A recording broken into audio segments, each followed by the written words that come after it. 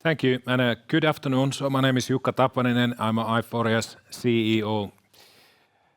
And as many of you know the company already, so I keep it very brief on this side. But Aiforia is a plus 10-year-old company.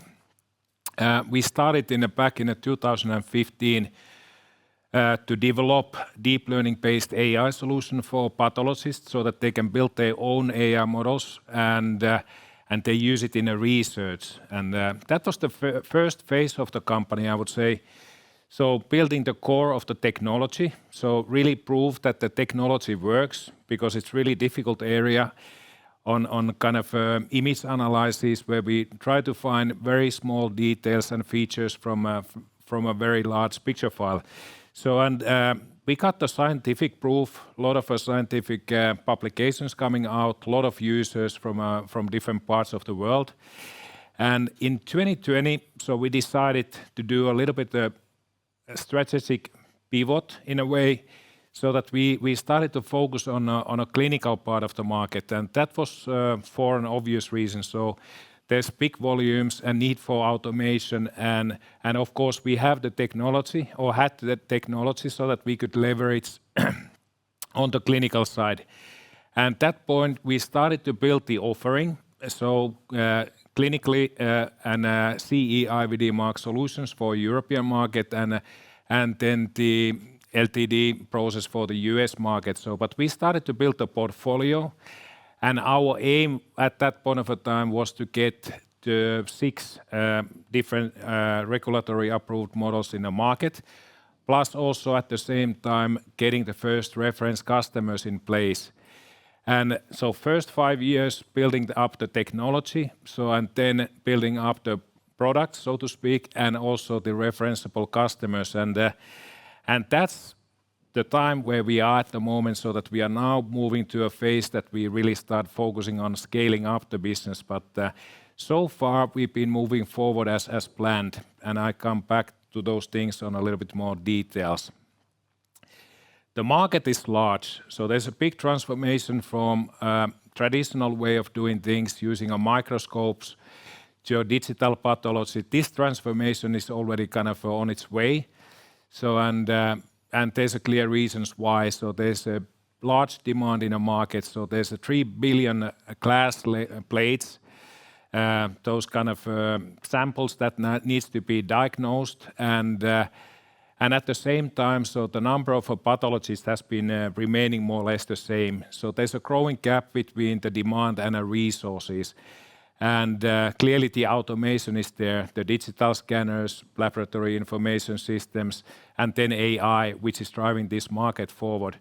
And I have to say that clearly we are in a phase now so that actually there's a lot of kind of a different software and hardware components in that environment. So and none of them are sold without a kind of a good AI story. So we are, as Aiforia, so really in the right spot in that market. And I have one example that I've been lately using to concrete this demand. So I was meeting a few weeks back a customer in Italy, a region, hospital region with the plus 10 million people, and I was asking, so why did you choose Aiforia? What was the main reason and the driver in this case? And it was really clear. So they had 408 pathologists, and 109 is kind of retiring in the next 2 or 3 years, and only 9 new ones coming in. So and what they want to achieve with kind of adapting the digital pathology and AI is really to kind of improve the efficiency of the operation. So and of course being able to kind of do the diagnosis what they need to do. So but and this is happening in many places in Europe and in the US and the rest of the world as well. So that lack of resources, high demand on a kind of diagnosing those cancer cases in the hospitals and clinics. Aiforia's role in this process is quite good because, as I said, so it's a large ecosystem and different kind of products and software products and hardware products are provided. So and we have a good integration with all of those. So you need to digitize the images, you need to share the images, you need to store the images, all of those really important. And in this case, so Aiforia's role is to actually be core of this process because we understand what's on those samples. So we show the picture, we put the different color layers, show the areas that there might be some issues. But top of that, so we do a little bit more than most of the competition does. Most of the competition actually stops on this heat map level, so to speak, and we go one step deeper, that we do the quantitative analysis. We calculate all the kind of cells and give it the percentages and the distances and whatever is needed to do the diagnosis. And top of that, so we also populate the ready-made report. So we actually automate with the good quality the work that the pathologist who's diagnosing those cancer cases is actually doing. And we operate still on a kind of research side as well. Good example was the previous presenter and their company Orion, so it's a good customer for us on a research side.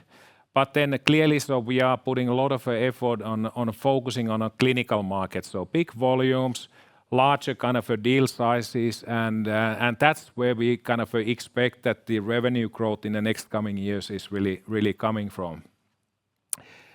And there are two things I would say, so the sales success and then the offering what we have, and the offering is really competitive.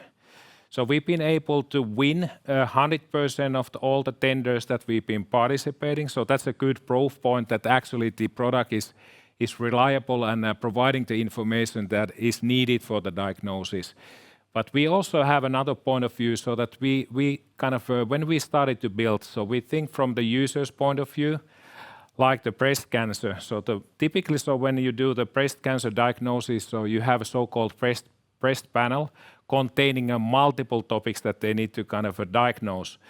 And we have an AI model for all of those. So we can do the real automation because the most of the competition is maybe doing one or two of those areas and the rest needs to be done manually. So, but we have a kind of a way of building and looking at the topics so that we do the full suite. So, and when we did the IPO 4 years ago, we said that we come out with the 6 certified models. Now we have 10, so we are now covering about 60% of the typical clinical workflow, and aim is to grow to up to 80% in the next coming years. So the offering is good, and I would say that, okay, so it's the best in the market, and there are real proof points on that. So what makes us different? So I spoke a little bit about the AI and technology leadership, coming out with those nice product offerings. The other thing is that we are in a software business, and so we've been using the core technology what we had, now building a products, and now the products are in a phase so that the quality is really good, accepted by the end customers, not just kind of a regulatory approved, but really kind of a real life customers using it and saying so that this is really good, close to perfect. And now we have packaged the features and we have been streamlining the delivery kind of methods as well, so that we can start scaling up the business as real software company. Interoperability, absolutely really important, so that we support all the large kind of a big cloud providers and have done already integrations. We have done integrations with all the major scanner manufacturers and LIS systems and image management systems, so that that's really important because you are not there alone. And of course, certification on the science side and the security side is really kind of a key thing, so that you are enabled to sell in the target group that we are selling. So these are the numbers from first half of the year this year. So order book was growing nicely. So our revenue, overall revenue growth was quite modest, but it was still a growth. But also here you need to look at the details, because we've been shifting the focus on building up the clinical market, and the clinical business was growing 60%. Our research was a little bit declining, and there was good reasons for that. but really the kind of a future and a growth comes from the clinical, and that's where we are focusing on. We got those certifications in place, and we've been strengthening the partnerships and collaborations in this business, so that, okay, now when we are entering the scaling up phase, so that we can get more feet on the street, and really capture the opportunity in the market. But just wanted to show some of the customers, and this is really important. On the one hand, so we have the kind of a leading portfolio of solutions, really successful on that. And on the other hand, so we have the leading hospitals of the world using our solution. Mayo Clinic was, of course, a customer already in 2021, but since that we've been gaining new names, and some of them we have closed the deals, some of them we have already delivered, and it's in a production, and some of them are in a backlog. So and like the Lombardia, so that's a huge deal. So we closed it almost a year ago, and delivery is starting now. So we haven't recognized any of that deal in our revenue yet, but of course it's coming. So but it's there. So it's a 10.5 million people region, 32 hospitals, and it's now starting to be in a delivery phase.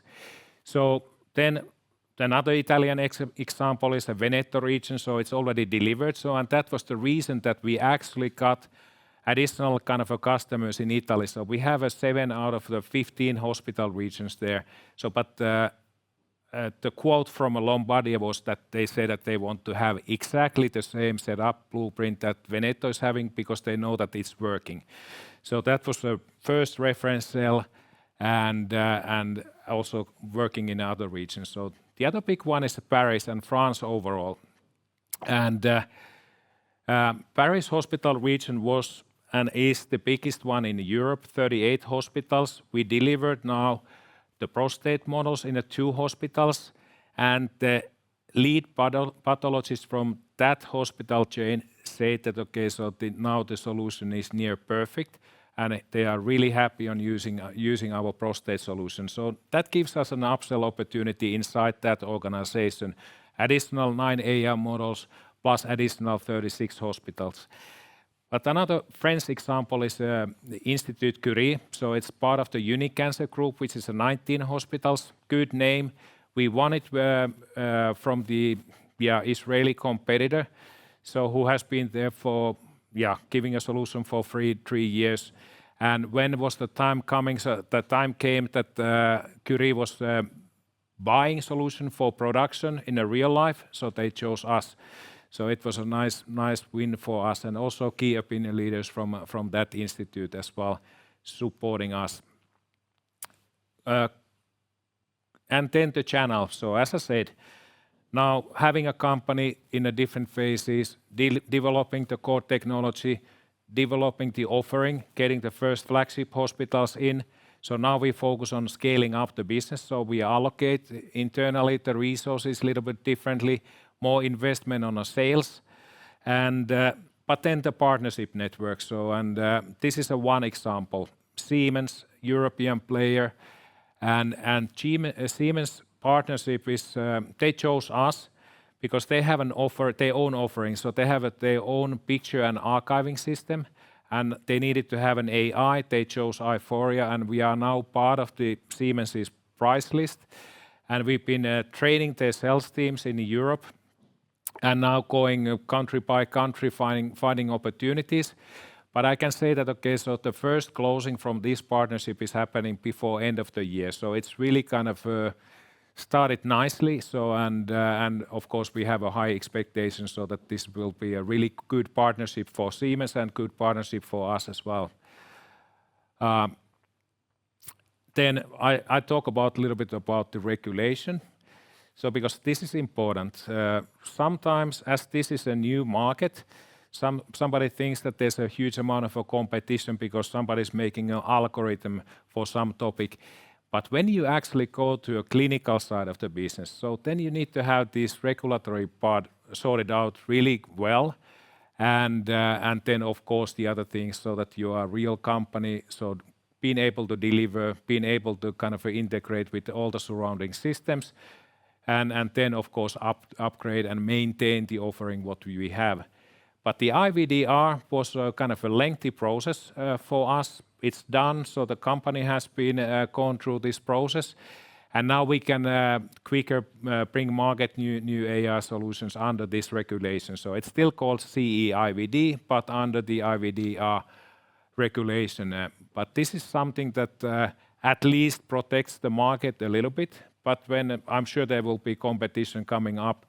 But as a company, so we are in a real nice position now with the leading offering plus the reference customers. And then on a strategy, quickly, so that so we are focusing now on capturing the opportunity in the biggest markets in Europe, maintaining and growing the US market, and then opportunistically going after customers in the rest of the world. So, but we try to get a focus on a certain products, focus on a certain markets, and really capturing the commercial opportunity out there. So thank you. Thank you, Jukka, and please have a seat for the Q&A. So let's start with the big picture question. You have been with Aiforia for several years and building the business. So what have been the biggest surprises and positive and negative surprises for you during the time building the business?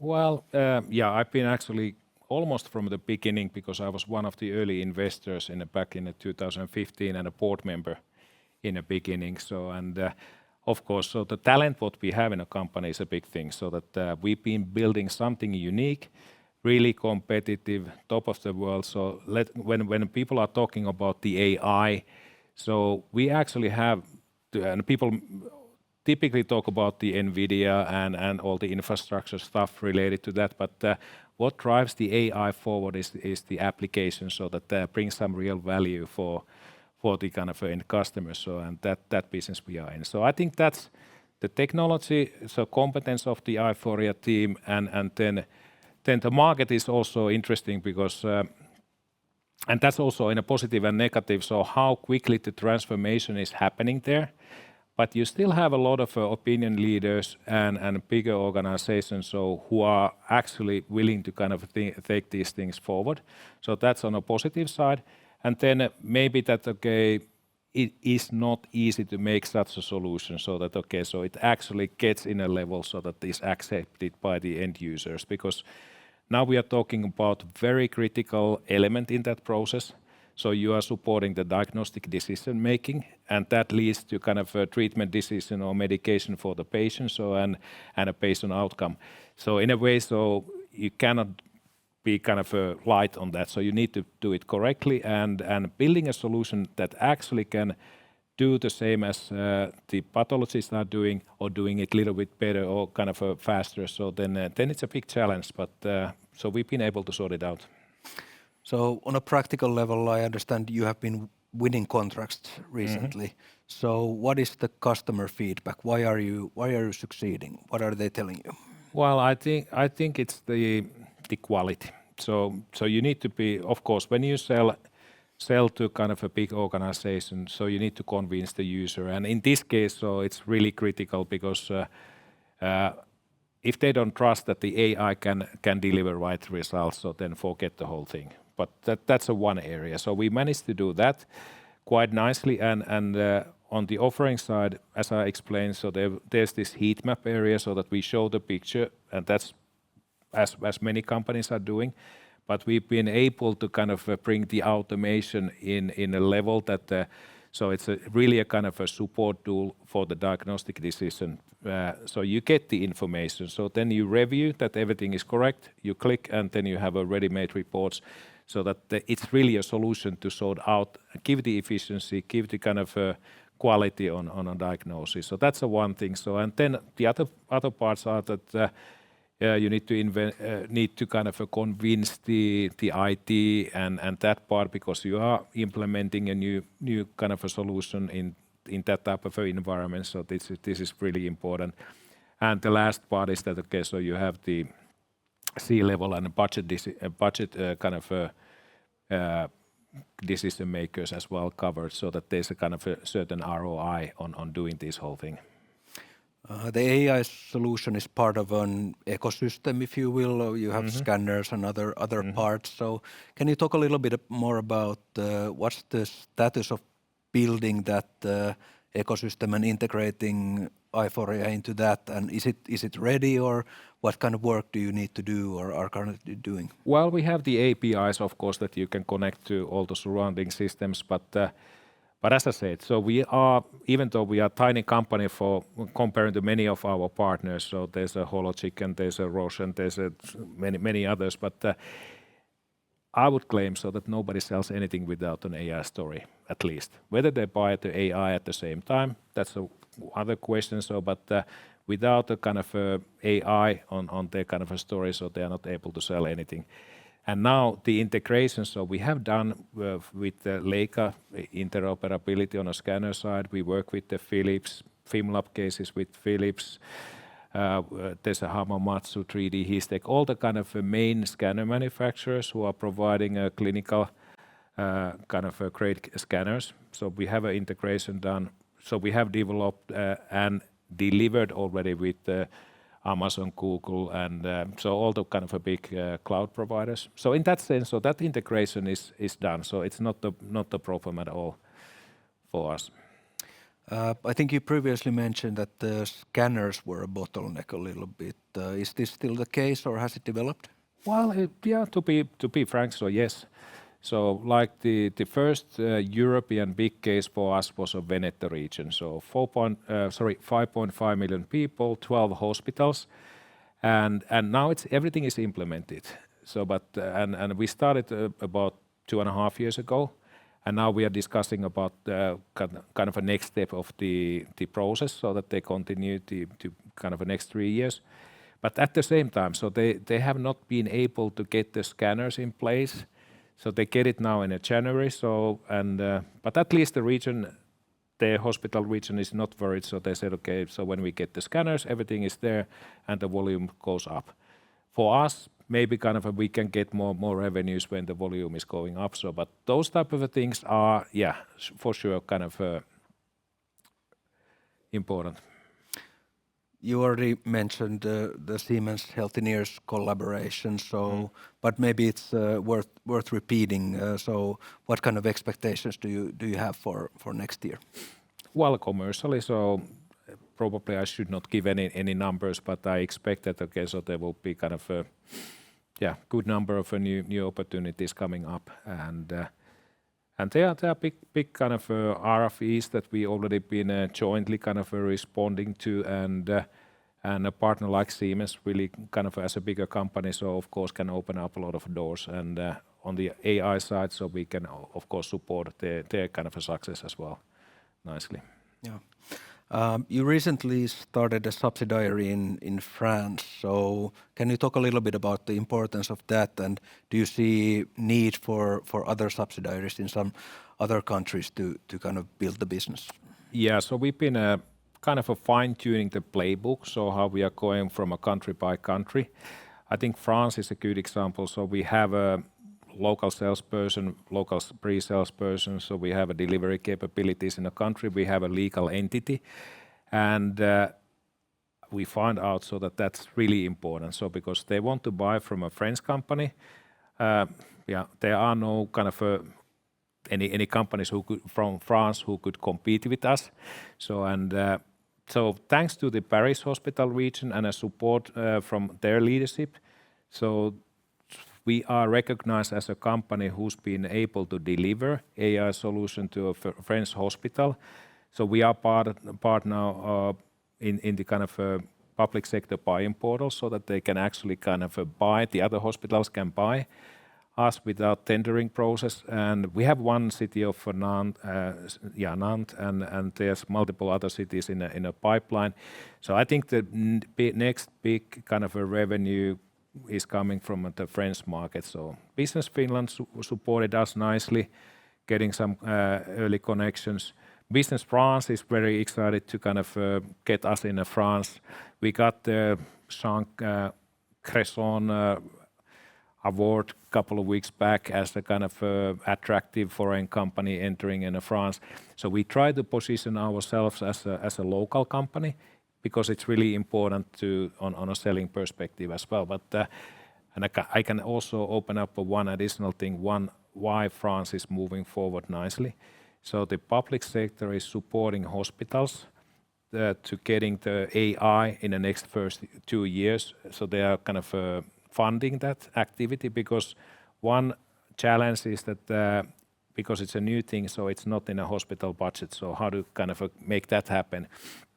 In France, the public sector took an initiative, so and they have a funding mechanism in place so that the hospitals can do the initial AI purchase. So that's why we think it's really important. We have a team in place. We have already qualified to be a kind of a leading AI company on that market. So and now we need to capture the opportunity.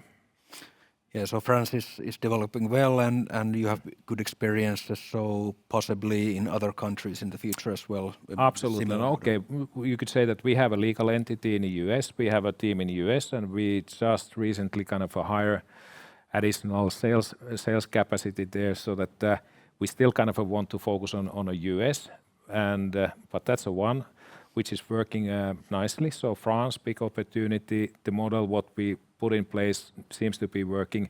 Next big things, decisions are what do we do with the German-speaking countries? Italy, France, we cover quite nicely with the partnerships and the Nordics, so we have a good kind of position as well. In a way, so but those bigger markets, so we need to probably have a legal entity and localized teams as well. Yes, so it seems that things are moving forward in Europe, and the US is your other main area. So can you talk a little bit about the US market, and what will it take to kind of speed things up there? Well, there was a good reason. So we did the strategy exercise in the summertime, and we decided to capture the opportunity in Europe. And there was a good reason. One is going back to the scanners. Scanner penetration is almost double in Europe compared to the US. So this is one of the areas that the US is actually a little bit behind. They are behind on having these solutions, and they are behind on digitizing the laboratories and the hospitals. And but we follow up that. So there's a really kind of an interesting large organization to kind of work with in the US, and we do exactly that, but in a big way. So I think Europe is now surprisingly maybe, but okay, moving faster than in the US in this phase. Yeah. What's the role of FDA here, kind of developing that landscape and environment? Yeah, so you can sell it in the US with the LTD, so laboratory developed test process, so that the hospitals are qualifying themselves, so that's working okay. Challenge with the FDA, so and we started, by the way, a process with them, so and we know how to do it and what does it cost, but they call it as a pixel pathway, so that you need to have a scanner, the viewer, the screen, and AI in the same kind of validation. And if one of the components is changing after that, let's say that scanner is coming obsolete, so does your FDA approval for the AI. So until they kind of unbundle that pixel pathway, so it doesn't really make sense to kind of do it. Couple of competitors have done some kind of FDA products, but they have never sold any because they've been just kind of doing something from a marketing perspective. So it's good to have a FDA approval. But we think that okay, once we do it, and we will do it, so that so then it's a solution that you can actually sell in a volume in a market. But now our breast cancer and prostate cancer models are in a really good shape, so that okay, those are the first products that we can start scaling up. So and then there are multiple others coming. So, but yeah. Question into the future, if you can and want to comment on. Now it's of course important for you to scale the current products, but if we think about kind of the next generation of products, what will it look like? Will it be like incremental improvement or something kind of next level solutions? Okay, very good question. So that first of all, so we've been developing the core technology. We have a so-called foundation model, so which speed up our own development process with the better quality. So that's a positive thing on the technology side. The other thing is that now when everything is digitized, and we have already kind of a prognostic model so that we can predict the patient outcome. So Mayo Clinic did that with us.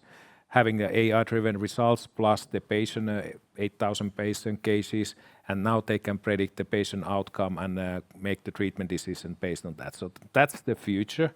The other thing, we have already approached proactively by a couple of very large pharma companies. They want to do a companion diagnostic solution together with us, meaning that, okay, so you need to drive the results, the diagnosis with AI, and based on that, you can give certain treatment or medication to the patient. So, but those are coming in the future. So I'm not so far away, but first we want to get, as we've been developing a long time, now we want to kind of monetize and capture the opportunity on selling what we have. So that's the near future, and at the same time, on a parallel, of course, we kind of look at the future things as well.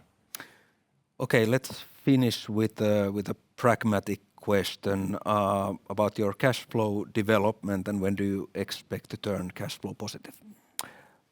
Well, so we've been saying so that 27 so should be positive. So and that was and please everybody in the audience keep in mind so that when we did the IPO, so we said that okay, so we built this portfolio of products, we get the flagship hospitals in a way in place.